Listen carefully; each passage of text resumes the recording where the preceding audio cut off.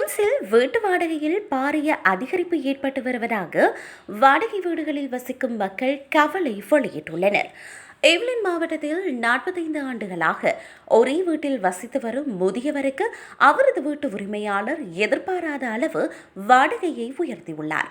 தற்போது 500 யூரோக்கள் வாடகை செலுத்தி வரும் நிலையில் அதனை 800 யூரோக்களாக உயர்த்தப் போவதாக தெரிவிக்கப்பட்டுள்ளது. இது சுமார் 60% உயர்வாகும். சந்தையில் நிலவும் தற்போதைய வாடகையை விட முதியவர் செலுத்தும் தொகை மிக குறைவாக இருப்பதே இந்த உயர்வுக்கு காரணம் என உரிமையாளர் தரப்பில் விளக்கம் அளிக்கப்பட்டுள்ளது. 1989 ஆண்டு சட்டத்திற்கமைய சந்தை விலையை விட குறைவாக இருக்கும் வாடகையை சீரமைக்க உரிமையாளர்களுக்கு உரிமை உள்ளது என தெரிவிக்கப்படுகிறது. ஆனால் அதற்கு முறையாக 6 மாதங்களுக்கு முன்பே பதிவு செய்யப்பட்ட கடிதம் மூலம் குத்தகைதாரருக்கு அறிவிக்க வேண்டும்.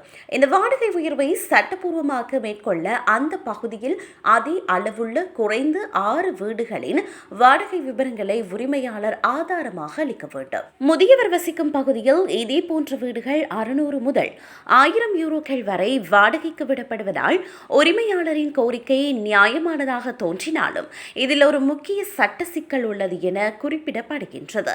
பிரான்ஸ் சட்டப்படி ஆற்றல் திறன் குறைவாக உள்ள F அல்லது G மதிப்பீடு பெற்ற வீடுகளின் வாடகை உயர்த்த அனுமதி இல்லை.